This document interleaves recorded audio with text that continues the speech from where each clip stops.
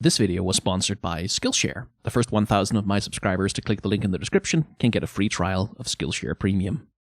Hello, waiters and wash boys. My name is TBSkyne, and I've been looking into Apex Legends recently, mostly because I know that they're doing a bunch of cool stuff with character design over there, and they've got a bunch of cool stuff going on with their lore over there. I keep meaning to check it out, I just never really found a reason to do it because well, I don't play Apex Legends. I don't Battle Royale shooter games, just not really my genre.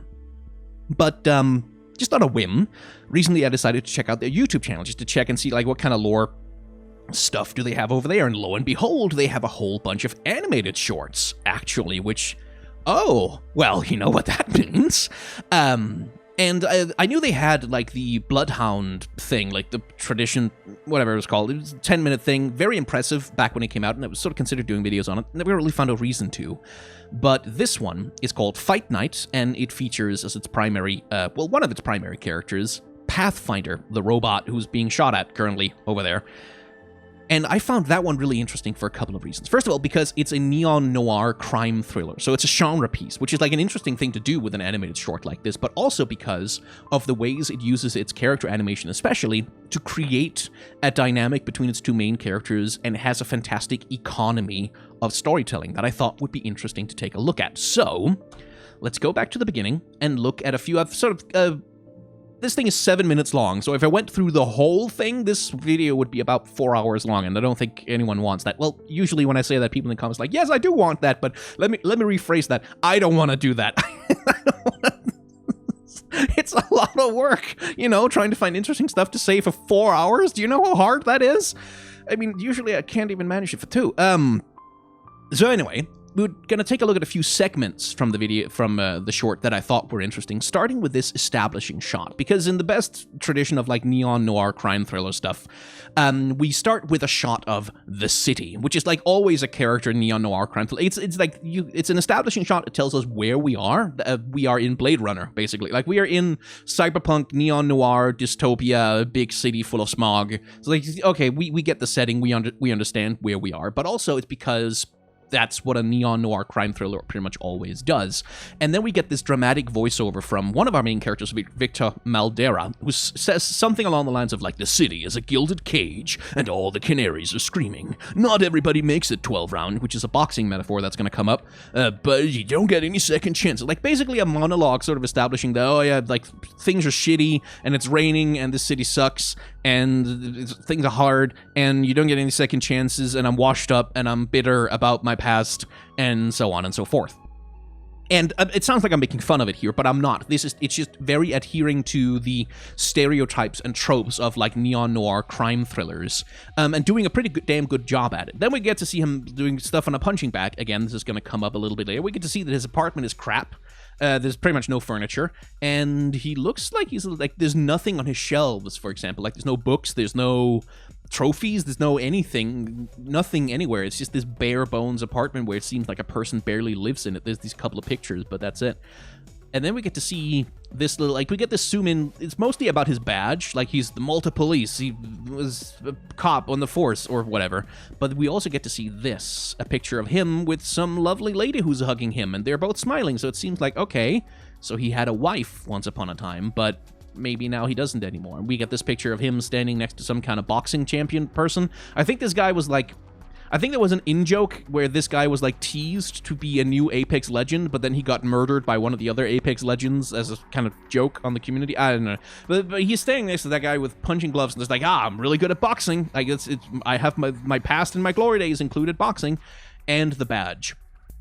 And the voiceover continues from Maldera, sort of saying stuff like, I used to be a super good cop who did very good cop stuff, but now I don't do that anymore. And we get to see the reason why. Humbert Labs, police rule out arson, and we get the lovely detail of, like, we have this conspiracy board thing with, like, the red string and the tacks, except the string is lasers, which is, like, that's a lovely little cyberpunk detail. It's like, oh yeah, like, today now, if some tech company could get away with it, they do a Kickstarter for, like, thumbtacks where you could, like, draw red laser strings between them. Absolutely they would. It's a good little detail. So Humbert Labs, police rule out arson. Okay, so this matters. That is this guy, and I believe that right there is another one of the Apex Legends, one of the playable heroes. It's like an assassin murder robot, and I think he murdered that guy at some point or another. I'm not really sure. It's some kind of lore deep cut. But what we're getting out of this of this board is we get a window into Maldera's obsession. Like he's spent a lot of time thinking about whatever the hell this is. Hero cop cracks double homicide, and we get another reminder of Maldera's character, which is, again, the wife and the badge, and it's like, he used to be happy and have a good life, and he used to be good at boxing, and he used to be a hero cop who cracks double homicide. He used to be a great cop. He used to be idealistic. He used to be someone in this town. He used to be going places, but now, all washed up. Everything sucks. And why? Because of this guy. Because of Dr. Alexander Knox, who is Caustic, the legend Caustic in the Apex Legends games, I believe, who is like a man who does gas things and also crimes. Lots of crimes. Oh man, so many crimes. He does a lot of crimes, and one of the crimes he does is he burns down a laboratory, and then the authorities are like, well, he probably died in that fire. Let's not look into it anymore. And Maldera is like, no, he's still alive, and I can catch him. And he's like, but the authorities are like, no, he's dead, and stop looking into this. And they're like, no, I'll keep looking into it, even though people tell me to stop. And then he gets obsessed with that and gets fight. Like, we get the impression, like, we get all of this about his characters. Like, he has this thing of he can't let go of the past, right? Like, he's constantly thinking back to the one that got away, the case he couldn't crack. He's constantly obsessing over all the details and all the stuff that went wrong in his life to bring him to this point. That's his whole character. That's who he is as a person.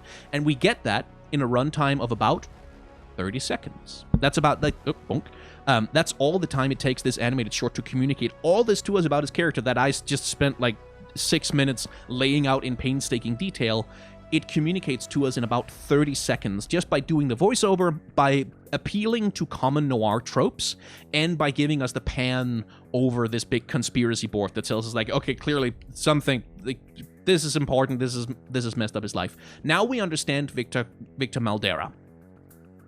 30 seconds, that's all it took. That's a fantastic economy of storytelling. So, next, let's look at Maldera's body language.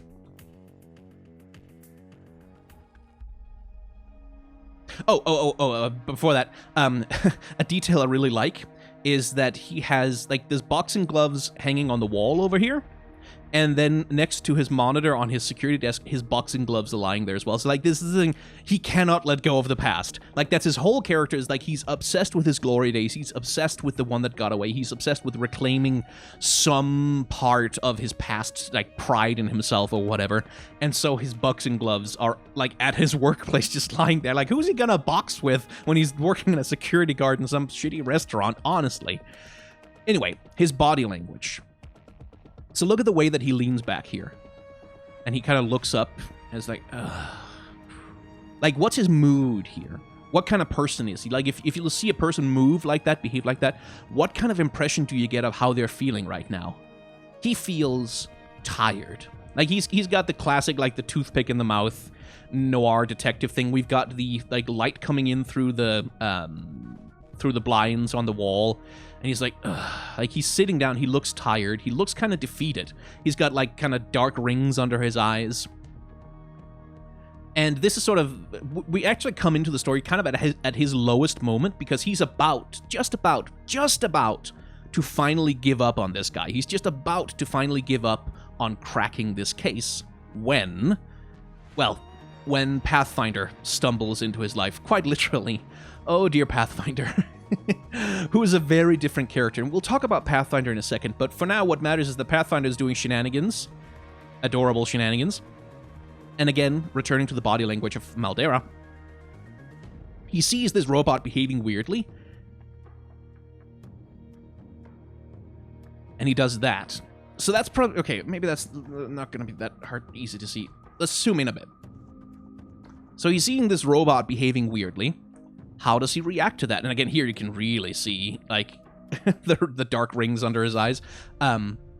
So he cocks his head, like, he just kind of, like, he doesn't react much to the robot doing this thing to a customer. He's just like, huh, well, that's weird. He cocks his head, and then take a look at this area right here. You see that little contraction right there? As he narrows his eyes, and you can see that beginning to affect the rest of the face, where he narrows his eyes a little bit, and also his forehead. You can see that forehead wrinkle comes down, and like, his brows furrow. It's just a subtle, tiny little gesture of, like, just narrowing his eyes and going, God, what the hell is this robot doing? kind of thing. And that's his body language. Like, that's very much what he's like. He's like, he doesn't really overact anything ever. He does like the minimum amount of movement required for any given gesture, which again is going to be a lovely contrast with Pathfinder. And then we get this, like, which I thought was very informative about his character, which is he's about to, like, he's going to put his feet on the desk, he's going to lean back in his chair, and he's going to be just about to burn the picture of Nox and sort of finally let go of that part of his past and say, screw it, I couldn't make it. I couldn't make it 12 rounds. I wasn't good enough. He got away. I wasn't good enough. Like, he's about to surrender to despair, essentially.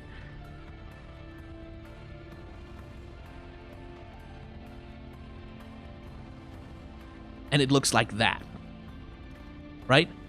Like, again, he's not like swinging his legs up on the desk. He's not going like, whoo, whoo, bam, bam, like swinging the legs up. It's not an extravagant gesture. It's this like, I'm so tired. Like, you can see it in the way that he kind of leans back, like with the eyes half closed, and like, like you can see that exhaustion and that tiredness in his body language, like that laconic energy of like, well, might as well just, like, put away my entire past. Until Pathfinder does that. At which point, oh.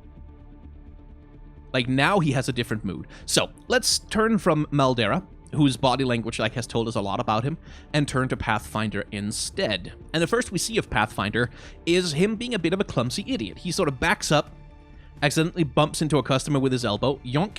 And then, as he does that, look at the way that he reacts to it.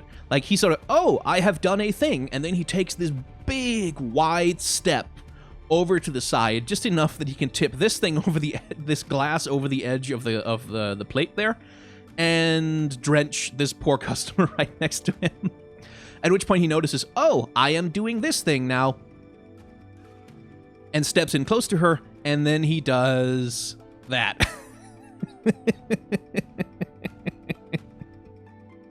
So, when you see a person acting like that, like, never mind that they're a robot, when you see a person behaving like that, like messing up in this way, of like bumping into a dude going, oh, and then spilling a thing on the other person and going, oh, I have done another thing, and then grabbing a dirty washcloth from around his waist and just like giving this person a washer right in the face. What would you say, like, what is this kind of person? Like, what does his body language tell you about his internal state? What kind of personality is in there? I mean, besides clumsy, but also he has no situational awareness is like the main thing. It's a lack of experience, fundamentally. He's in this diner that's full of crowded guests where you need to be careful of your body language. You need to watch where you're going. He doesn't do that. He doesn't know to do that.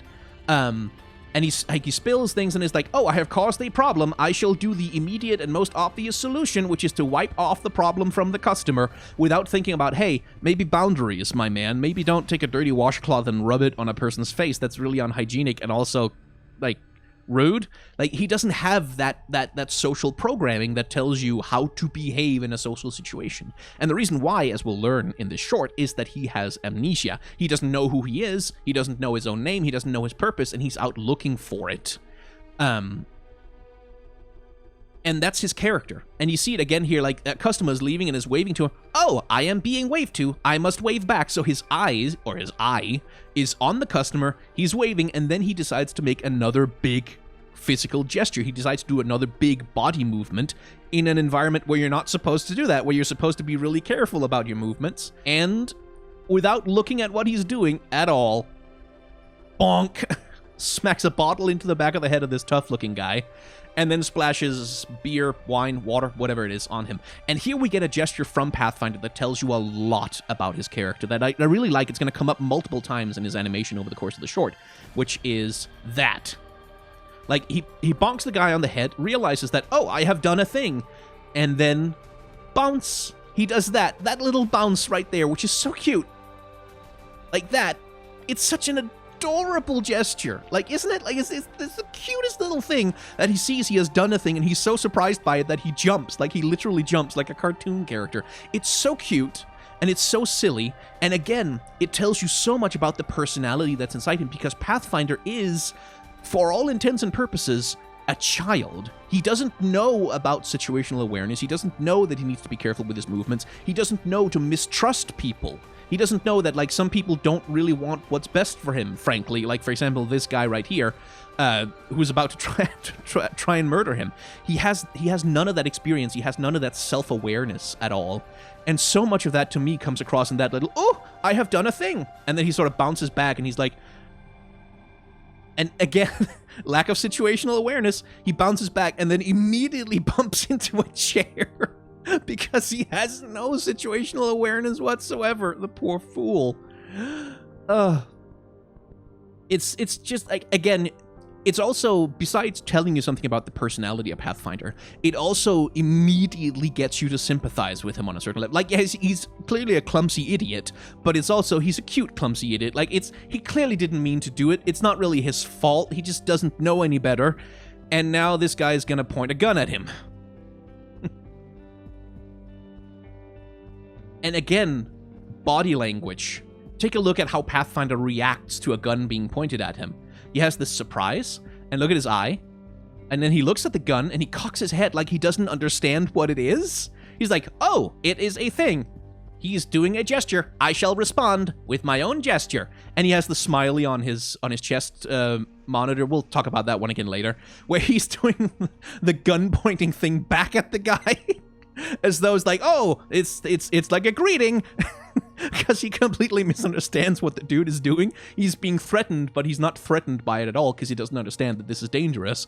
Which, of course, Mr. Man here does not react very well to being made fun of like that. Which results in a shot at the bottle on Pathfinder, which ricochets. Yeah. Right back on the poor man. Well, poor man, he's a bit of an asshole. He probably deserved it, but... And that disturbance is like, it's right at the moment when Maldera is about to give up on his past. All of a sudden, like, a dude is dead in the restaurant. He doesn't see what happens. Like, he doesn't know that it was a bullet ricochet. So he's like, what the hell? Rushing out the door to see what happens as everyone in the restaurant starts panicking and running away. And I really do like the use of the multiple monitors on the thing, because you can kind of catch Pathfinder's body language still on these 3 monitors. But you also get to see, like, all the customers, like, running out of the restaurant and, like, their panicked body language and the way that they're responding to the situation. Then we get Maldera bursting through the doors, pan over to a different monitor, and we see him moving on. And again, I really love the use of monitors here, that we're seeing things still from the perspective of the security booth. As Pathfinder's like, huh, what is this thing? I don't know what it is.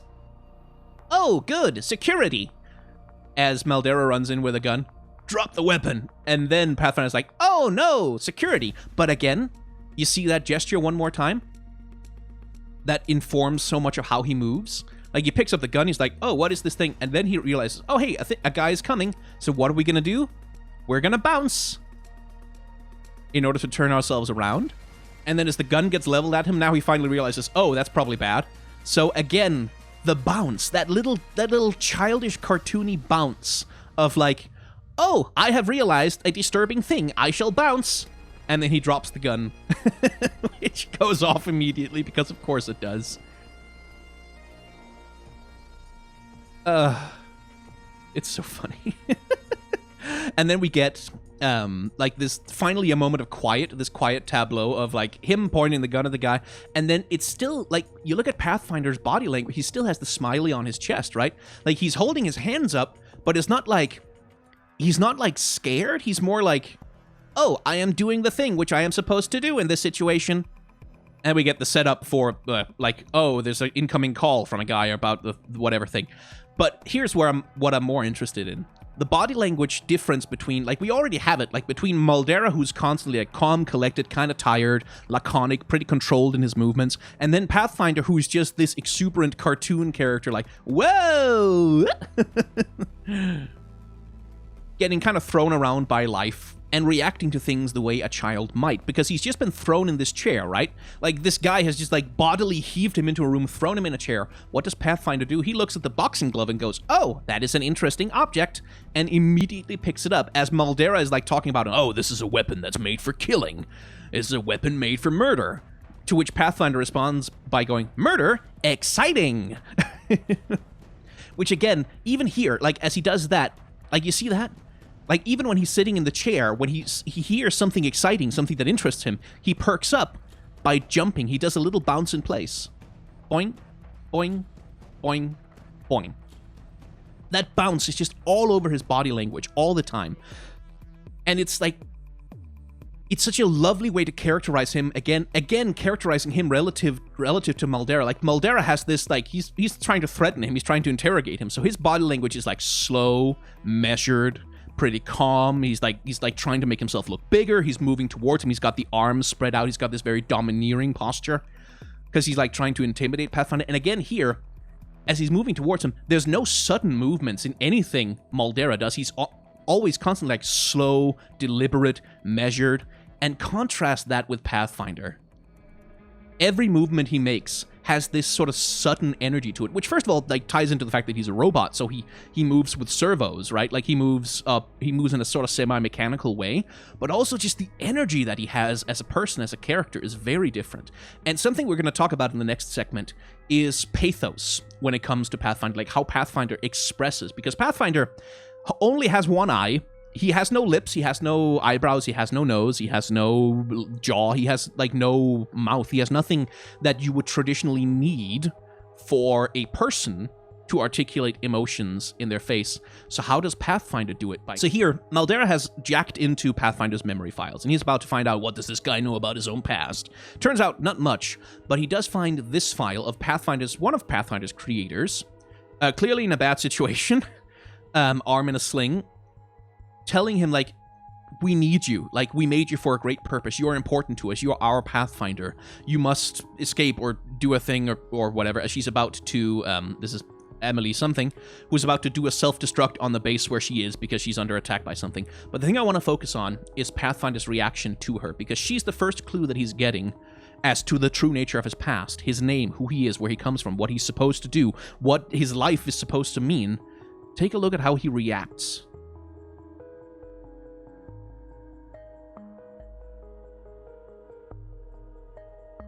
And this is the first time, in terms of Pathfinder's body language, this is the first time that he's moving carefully. This is the first time that he's moving slowly. It's the first time he's not doing sudden jumps and little motions. This is the first time he's being very deliberate in his action. But more than that, so Pathfinder has one eye, right? And the eye is used to do multiple different things. For example, it tends to flare, like that bit there, like when you see it flares up and sort of like blinks, that's when he talks. It's sort of, so it emphasizes the gesture of his speech by essentially acting as his mouth. Like when the eye blinks and flares up, that's because he's vocalizing, he's verbalizing something. So it's doing the double duty of both being his eye and being his mouth.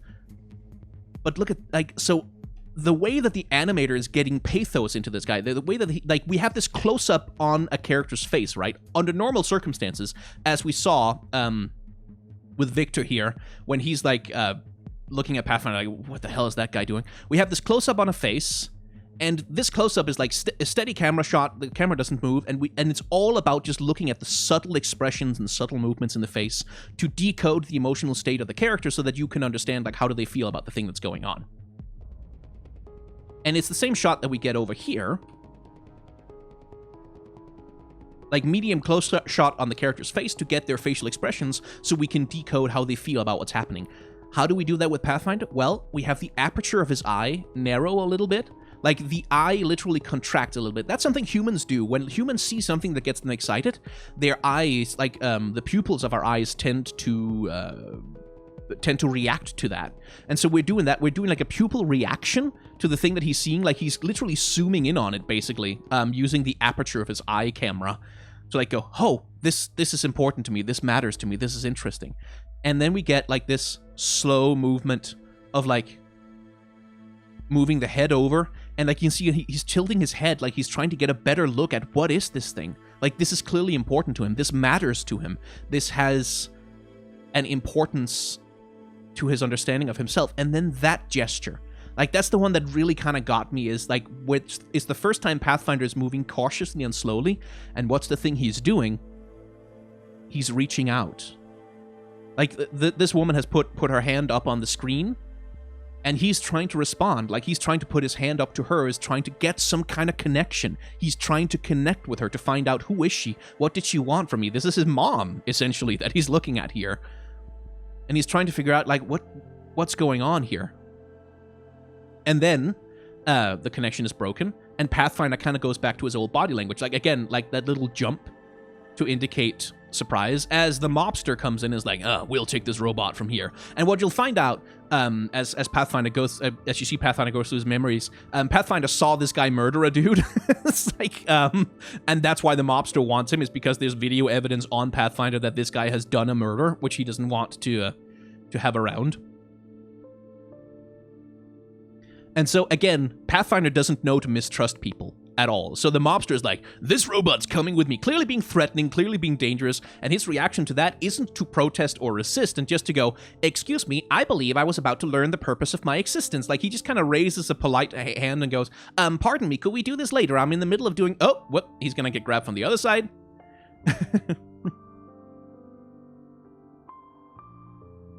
And again, I really do like the way Pathfinder is animated, because, again, because Pathfinder has nothing in the way of expression on his face, we compensate for that somewhat by giving him expressions on his chest terminal, like the smiley face, the surprise, and the little emotes that he flashes up every once in a while, but also just by making his body language more cartoony and exaggerated.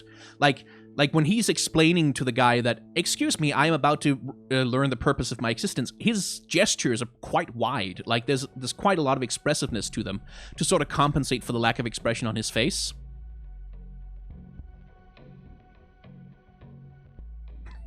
And then we get this noir standoff, and I really do like, as Maldera grabs this guy's coat, right? Take a look at the way he looks back at him, like...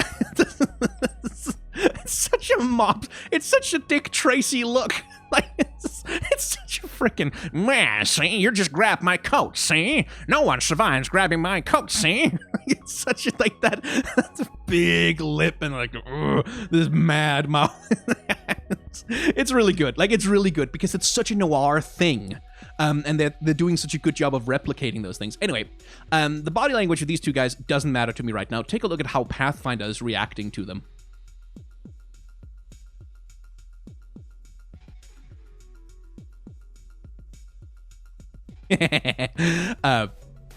Which I really, really like, because he's just kind of trapped between them, and again, he doesn't mistrust this guy. He doesn't know to mistrust this guy, so he's just looking at that guy and looking at this guy who he has decided is his new friend, and then looking back at that guy, and then the boxer comes out. Which, again, Victor Maldera prefers to punch people in the face rather than shoot them. Which, again, comes back to the fact that he used to be a great boxer, so he just smacks this guy in the face. And I like the teeth. Like, the big... just that upper row of teeth just coming out as the dude collapses to the floor. But the really good thing here is how Pathfinder reacts to the punch. By imitating it. You see that?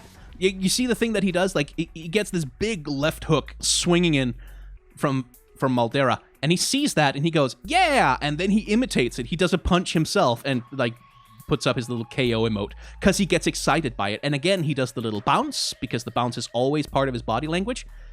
Bouncing backwards, and getting quite excited by the thing that's happening. And, like, he's just imitating his new friend, right? Like, it's so cute! It's so adorable! And then he looks back at the video of his creator, and again, his body language all of a sudden slows down. It goes from, like, his normal excited behavior over here, with lots of bouncing and lots of quick movements, to slowing down again, and looking at her, and he's like, wait, but, what? And it's just like, again, it's about pathos, and you can see he has the little cry emoji as he gets pulled away from the thing that he's so interested in. It's all about getting you to empathize with the character, because in the full length of the short, at this point, we are, what, 2-3 minutes in? Yeah, about 3 minutes into it. And at this point, we have now established the dynamic between Maldera and Pathfinder. We have established, like how they interact with each other. We have established some of the stakes, that the mob wants Pathfinder for whatever reason, and they're probably going to be willing to kill to get him. And Maldera has just punched one of the mobsters in the face, so now he's probably on the hit list as well. So we understand like the stakes, which is Maldera has found out that that's just something I should probably bring up. Maldera finds out that Pathfinder has memories of seeing Nox doing a crime. And he's like, oh, this is the case I've been wanting to crack for like 20 years. The reason why I'm all washed up like this. He has clues to the past that this guy has been chasing his entire life. So he wants Pathfinder for that data and that information. The mob wants him because he has information on one of the mobsters doing a hit on a guy.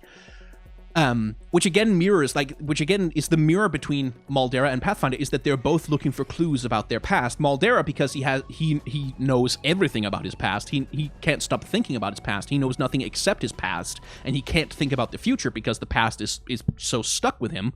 But Pathfinder, because he doesn't know his past. He's obsessed with it, but he doesn't know what's there. He doesn't know who he is, where he came from, what he's for. So he's obsessed with it. They're both obsessed with their past, and they're both out looking for answers. That's the connection between them. That's what makes them partners. That's what gives them a dynamic with one another, which I really like. Anyway, watch the full short because it's really good. We're going to skip ahead quite a bit to when Maldera and Pathfinder have escaped, or are escaping, and they're being chased down by the mob, and the mob has sent killer robots onto their flying ship to murder them. And Pathfinder is about to realize, or about to demonstrate that, oh god, my video codec, why are you doing this to me? Is about to demonstrate that he's not just clumsy. That he actually can be more than that. Like that he's actually not just an incompetent idiot, but that he's actually competent at something. And what he does, and this is another little detail I like, is that he puts his hands up in a boxing pose. Because again, it's that... Guess who else is in this short as a boxer? Maldera. How does Pathfinder react to something engaging him in hand-to-hand combat? With a boxing pose. Like, there's that mirroring, that little subtle acting mirroring between the characters that I just found so adorable. And again, I really also just love this shot. Like, this shot composition with Pathfinder with, like, the yellow coat that he's wearing, which is, again, such a noir thing. In the rain, having a duel against, like, a dangerous opponent. It's just gorgeous. But this is just a gorgeous bit of action animation all around. Because we get this very agile little dodge from Pathfinder. Enemy robot gets up, tries to throw a punch, kapow! And as the punch lands, and I love this detail, lightning strike, ka-ching! Just to add to the drama, which is such a lovely, it's a film technique and it works so well. And then sway, dodge, he's doing boxing moves again, it's so good. Block the punch, get a nice clock back. Although, doesn't have that much effect on on him. And this is it's just such good action animation. Like, I really, the way that the raindrops, right? The raindrops are constantly reminding us of the speed at which we're moving, because they're essentially vertical, or horizontal, rather. They're essentially horizontal in the shot, giving us this constant sense of speed. And that sense of speed, like the sense of speed that this thing is moving through space really quickly, adds to the drama of the punch fight itself. And this is also a place where it's worth talking about camera motion, because the camera in this fight scene is very, very active. Which is something that we'll talk about a little bit later. As we get the setup for the fight scene, the camera we begin in Pathfinder's perspective, looking at the opponent, climbing up on him. And the camera has this kind of handheld feel to it. But then as we look back at Pathfinder, we're seeing things from his enemy robot perspective, and now the camera is pretty damn steady, like rather than shaking around. And then we get like an establishing shot of the fight beginning, with the camera sort of tracking the robot, and then as we get into it, take note of how many cuts there are, how often we sort of switch perspective, how the camera like has this frenetic editing energy that matches the energy of the fight itself. And it just works really well. And this move too, I love. We're gonna get to that, but first we need more punches. Which I really like. And there's a setup here that you kind of barely notice, but it's a really clever little setup that I really like. As Pathfinder is taking a couple on the chin there. There, you see that? Like, like, the sign that just flies past? That's a setup. That's gonna come back later. As, again, the little bounce, right? Like, he's just ducked from the sign, and then he bounces up on his feet, and then he swaps his position and he bounces again. Like, he always has that little bounce to him. That part of his energy, that part of his behavior is always there. And again, that's so well done from the animator and the director to keep that part of his personality. Pretty much no matter the situation, he has that aspect to him. As he takes a couple of hits on the chin, and I love this, like, he catches a foot on the lip of the ship, right? And he pivots around, and then he fires his little hook gun that he grabbed from one of the other robots. And then the camera does that. That's such a good move! Like, that's such a good move to put the camera in his perspective, because right as, like, he's about to fall over the edge, the camera essentially falls over the edge with him. It tips everything off balance, and makes everything look, oh god, like, it adds to the drama, it adds to the sense of immersion in the scene, and it's just a cool little camera move, and it works so damn well. And then as he gets pulled back up by the enemy robot, and presumably by the gun itself, tries to land a punch. This is a really cool shot, by the way, this is a really cool shot. Uh-oh, and again, as he tries to land the punch, another lightning strike, because the lightning is constantly working in concert with the action to heighten the drama of what's happening. He gets body slammed, and oh no, evil robot is about to win. And you can see Pathfinder doing a, okay, I have been defeated. It is fine. We can stop fighting now. And he's about to stomp on him. Boom! Yoink! Which again, remember, this got set up for us. Like, we already saw them go past one of those signs. So we got this setup, and then we got this payoff. We're like, oopsie doopsie. And then Pathfinder, of course, because he doesn't know to mistrust or hate anyone. He doesn't know to be angry with anyone, really. As the robot gets smacked on the sign and flies away, he just bounces up and waves at him. And he literally bounces. And it's just the cutest freaking thing. He's such a good boy. He's my robot son, and I love him. It's wonderful. Anyway, that was just a lovely fight scene. It's just a really well choreographed fight scene. You should watch it for yourself a couple of times because it's cool. Now we come to the sad part, the ending of the story. And here I don't want to focus so much on character animation, but I want to focus on framing. So Pathfinder and Maldera have escaped from the ship as it's crashing with Pathfinder's grappling gun. And Maldera has been shot. Pathfinder has been shot a couple of times. They're both pretty heavily wounded. Crashes into a dumpster. And lands in a dirty alleyway, which is usually where noir people tend to have a tendency to die. And now pay attention to the behavior of the camera. Because contrast that with the fight scene that was happening before with all the cuts and the edits and that, the quick pacing. Let's just play this out and look at what the camera is doing, which is pretty much nothing. The camera is very, very steady throughout this entire scene. Because there's no reason, like, there's no reason for handheld shenanigans. There's no real reason to be, like, messing around. The camera is steady, except for this shot right here. And that's something I really liked as a detail, because this is, like, Pathfinder is dying, essentially. His data is being corrupted and is being deleted, so Maldera is trying to recover the information about Nox that he needs in order to prove that that guy's still alive. And then we get this shot of him, right? So we get a reverse shot, where we get a shot of him, and we see, again, him doing this very subtle facial acting, which I'm going to zoom in on. Oh, not 2,200.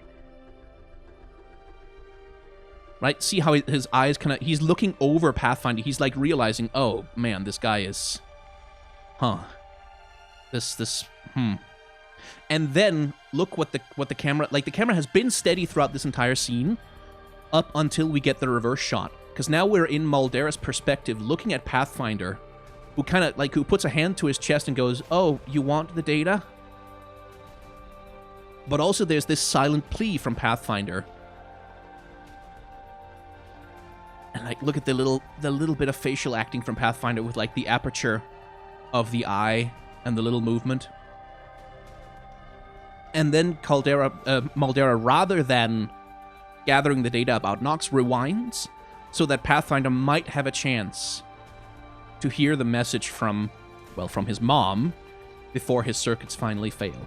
Like, that little gesture of tremendous kindness, because what Maldera is basically doing is giving up a chance at the thing that he cares most about, which is finding answers about his past, like finding answers about Nox, in order to give Pathfinder a chance to, you know, have a little peace before the end. And here's where you notice the colors in the scene. So the colors in the background are already pretty much gone. Like, you can see a little bit of orange, a little bit of blue, but the colors in the background are pretty much already gone. And as Pathfinder fades,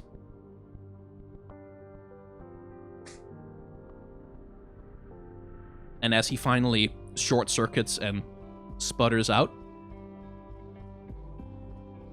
grayscale. Everything returns to a complete noir grayscale. And that, again, boy, it's so unsubtle. Like, it's so obvious, but man, it works. It's because, again, think about what Pathfinder is as a character. He's colorful. He's funny. He's like silly. He's a little bit childish. He's a little bit weird. So as he dies, he's not really dead. You can still play him in Apex Legends. He just got wounded for a bit and then he got better because he's a robot. But as he dies, the color drains out of the world. The color goes away. Which, again, as a film technique, it's not subtle. It's as subtle as a ton of bricks landing on your head. It's as subtle as an anvil, but it works, man. It's such a good little move. And then we get the final shot, which is, like, again, complete noir, like, absolutely classic kind of noir shot with the hero or, like, this person dead in a filthy alleyway. But the way that the lighting works, like, the way the dramatic lighting works, the way that the textures are posed, the way that all the trash is kind of composed around him, it takes this dirty, grimy, ugly scene and gives it all the weight and pathos of a fallen saint, basically, like a saint that has martyred himself for some grander purpose. That's the visual iconography that we get here, like with the literal halo of light, essentially, like the light reflecting off the water in the alleyway or whatever, giving this bright halo of light around Pathfinder as he lies semi-dead there. And Maldera walks away. Like absolutely gorgeous.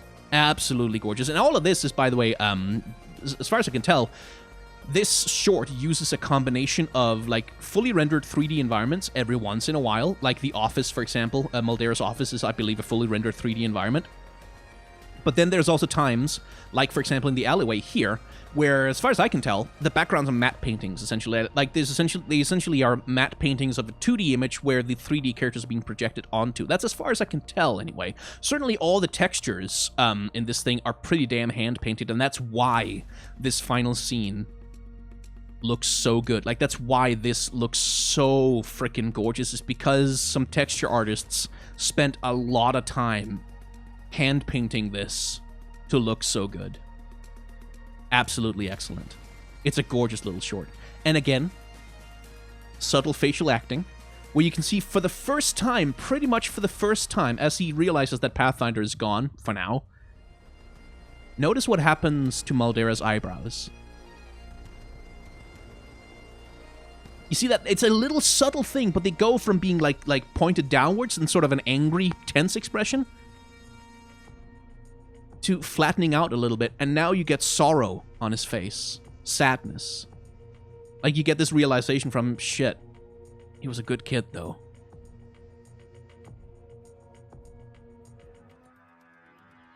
And then he gets up and, you know, walks away rather than trying to take him to, I don't know, a robot repair shop? They must exist, I figure, but that doesn't matter because it's for the drama. And because, of course, like, so the thing that Pathfinder gives to him, and the thing they give to each other, because Pathfinder, as I said, he survives, he's still alive, Pathfinder gets out of the adventure the knowledge about this data that's inside him, and, like, some clues about his origins and where he comes from. Maldera gets the exact same thing. He gets some clues, some information that can allow him to move forward with his life. Not by surrendering to the past, not by letting go of his principles, not by, like, giving up to despair, but hope. He gets hope from Pathfinder that, hey, there might be a way to actually crack this.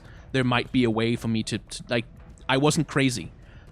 I was right all along, and like, I was doing the right thing, and I just need to keep going, because it's still possible. So he gets hope. They get hope from each other about finding answers about their past, both of them. Which, again, the storytelling symmetry between the two characters is just so good. And yeah, this is just a really good animated short. It's just a really, really good one, and props to the Apex Legends team for putting it together, because, damn, well done.